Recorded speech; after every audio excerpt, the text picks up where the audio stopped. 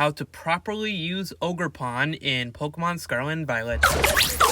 Now, Ogerpon is a new legendary introduced in the Teal Mask DLC, and if I'm being honest, this Pokemon is weird, man. If you beat the story within the Teal Mask DLC, you'll get these 3 masks that will come with Ogerpon. And whatever build you want to make for this Pokemon really depends on which mask you want. If you want Ogerpon to use the Teal Mask, or in other words, if you want her to use none of the other 3 masks that you get as a held item, then she becomes a pure grass type with a grass Tera type, and the ability Defiant, which essentially raises her stats instead of like lowering her stats whenever she's intimidated or anything. But this is completely different if she wears a different mask. So if she's wearing the Wellspring mask, her typing becomes Grass Water, her Tera type becomes Water, and she gets the ability Water Absorb. Now, I'm not sure why she gets a Water Absorb in the first place because, well, as a Water Grass type, she already has a 4 times resistance to Water type moves anyway, so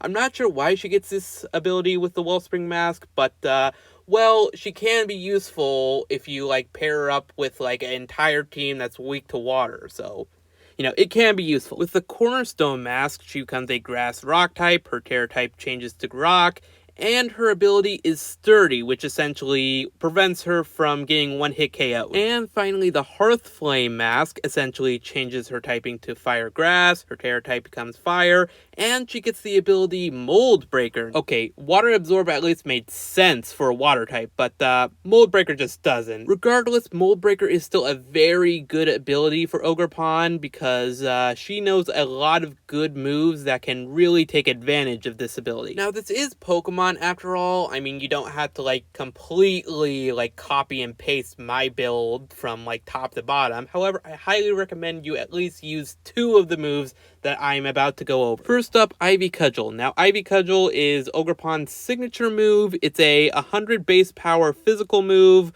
with 100% accuracy, and it has the unique ability of changing its typing depending on which mask Ogerpon is wearing. So, for example, if Ogerpon is wearing the Teal mask, it will become a Grass type move.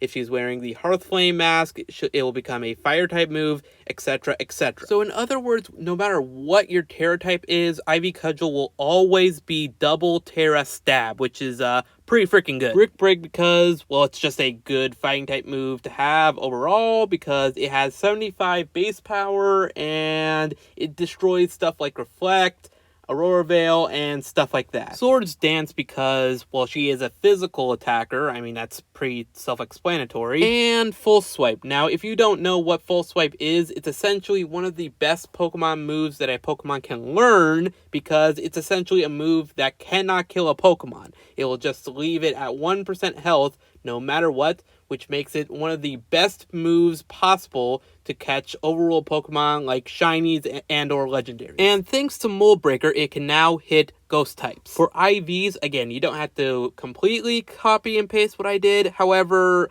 I just made her physically bulky because Ivy Cudgel is overpowered. And because, even though it's not listed, Ogerpon actually has a secondary ability called Embodies Aspect, which only triggers when she terrestrializes. So, like Ivy Cudgel, it has different effects depending on which mask she's wearing. So if she's wearing the Teal mask, it will raise her speed by 1 stage. The Hearth Flame mask, it will raise her attack by 1 stage. If she's wearing the Cornerstone mask, it will raise her physical defense by 1 stage. And the Wellspring mask will raise her special defense by 1 stage. And that's everything you really need to know about Ogerpon. But I don't know about you, but this thing is going to be terrifying when it becomes tournament legal.